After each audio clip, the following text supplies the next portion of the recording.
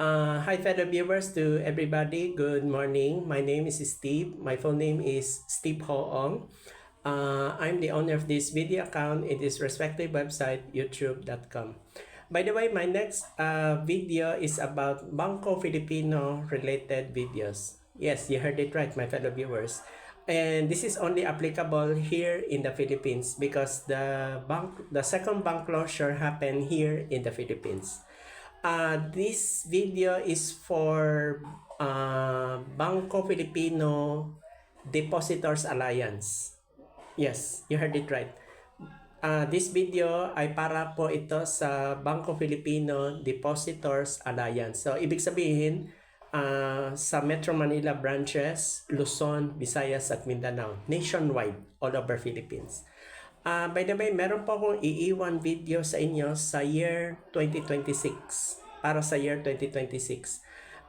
Yung iba sa inyo, nakita ko na yung iba nag-share na sa aking video. Yung meron ako na gawang video. Meron akong sinabi yung not only promise, although commitment. Yung sa mobile banking app. Yan po ang aking commitment. Yan yung sinabi ko last year. Then 2026 matutupad na po ang video na ito. Ang mobile banking app na tinutukoy ko is more on Android 8 or 14. Kasi kung Android 7, left behind na po tayo. So kailangan updated po tayo. Of course, meron QR code or quick response code. Meron ako na mention. Tapos kasama na yun sa research ko, research study, research and development, yung tungkol sa InstaPay at saka PesoNet. Kasama na yan sa isang mobile banking app. Na yan sa charges, halimbawa, nagpadala kayo, example, Banknet, no? From Bangko Filipino to other Banknet, other network, halimbawa, Metrobank. Depende na yan sa usapan charges kung 8 pesos ba, 10 pesos o 15 pesos. Para sa akin, ang 25 pesos napakamahal ang charges. Mataas na yan. Kaya kailangan gumawa tayo ng paraan na para mas maka-afford ang depositors. No?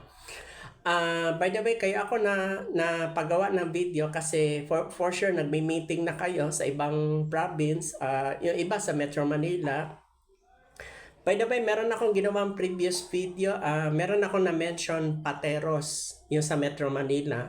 Kasi pinag-aralan ko na yung demographic, hindi yung geography, yung demographic, yung area, feasible po siya. Yan po ang nakikita kong potential sa Metro Manila.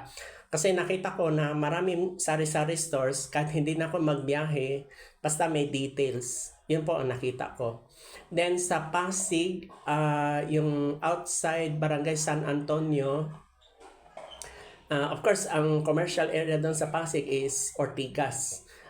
Sa third opening, kasama talaga ang Ortigas, Pasig. Ang point ko dito is maraming barangays. Kasi kung isang Pasig lang ang Bangko Pilipino, kulang talaga. Tapos yung sa Taguig, yun din na ang naisip ko, kung just in case third opening, ang new office na sa head office sa Metro Manila is Taguig. Hindi na yung Makati. Kasi yung Makati, di ba, yung sa court, sabi nila na subject for disposal na, kaya tinanggal yung signage. So, yun ang sinabi ko. Then, meron akong ginawang video, sinabi na yung mga previous board of directors na buhay pa, they need to clear all their names. Kailangan clear ang names nila. Kasi if their names is not cleared, so meaning something's wrong.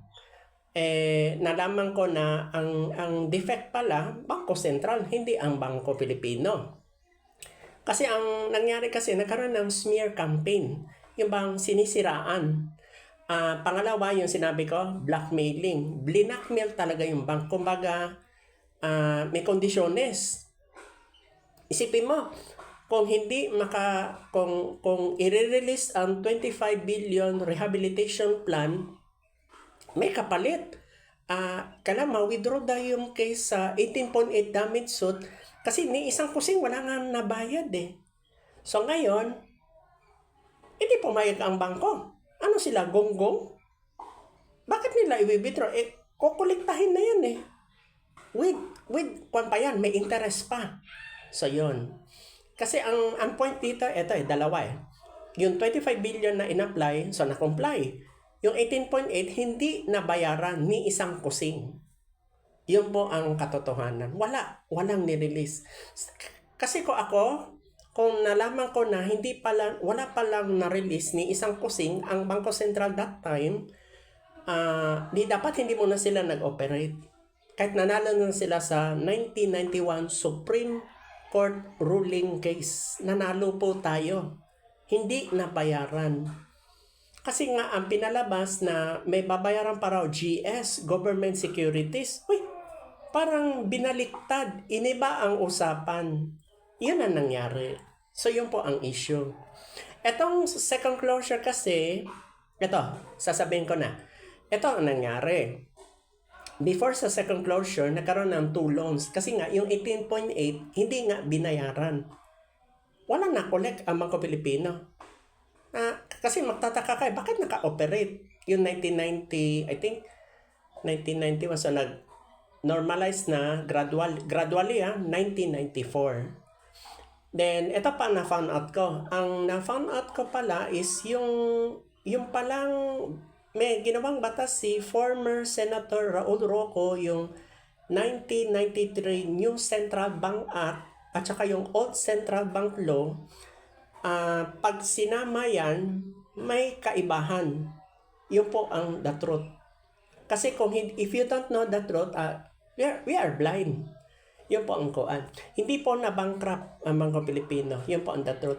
Ang pinalabas pa nila, mataas ang liability kaysa assets.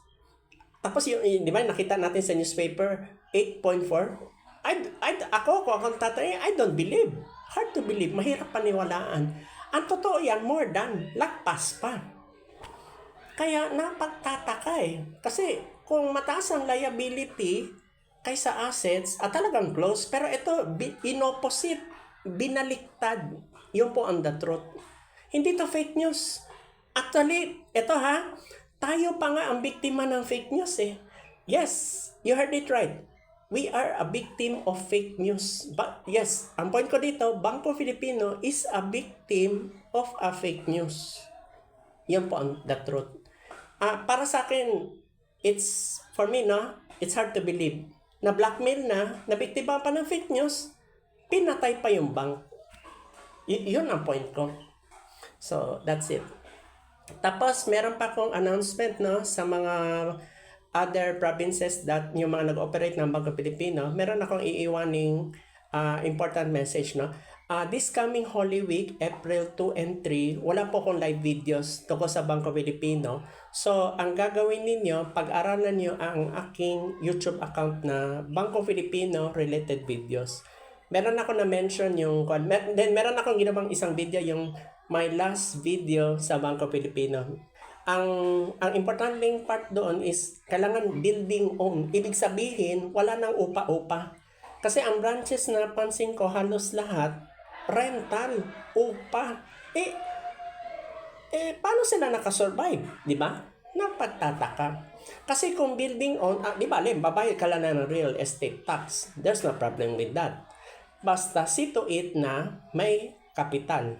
Yan ang kabilin-bilinan ko, capital. Kasi kung no capital, para tataas ang assets. Kasi kung mataas ang liability kaysa assets, talagang down talaga, bagsak talaga ang bank.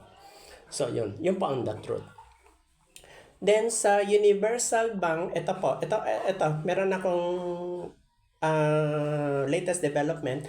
Kaya pala yung owner, si Aguirre, pumunta ng Australia kasi nga kung mag-a-apply ng Universal Bank, you need to have a foreign currency account, not US dollar.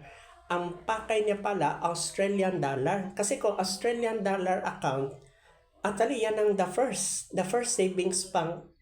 Tapos nag-convert ng Universal Bank. Kasi kung Australian dollar, very seldom. Kung Universal Bank, syempre hindi na savings bank. Ito mangyayari, kung third opening, baka ma-divide sila. Ito mangyayari, it's either first category, Universal Bank, another category, savings bank. Of course, ang banking license, hiwalay na. Hiwalay na. Then sa board of directors, yung mga dating board of directors na buhay pa, ang mangyayari, baka maging sila na lang ang mentor, basta that's our assurance, we will not borrow money sa Bangko Sentral. Yun talaga ang yan ang pinaka-importante. Kasi if they borrow again, talagang, kasi ang papatay sa kanila, interest eh. Then, ang GS, government securities, kung meron silang binigay, kailangan bayaran nila. Kasi ang GS, ito, importante ito ha, itong sasabihin ko, GS or government securities is owned by the government, not the bank. Bear that in your mind. Yan ang pinaka-importante. Kasi napapansin ko parang may misunderstanding. They need to pay. Kasi kung hindi, wala. Ito nangyari. Nandapa. Dapa talaga yung bank. So I hope that this video has a lesson.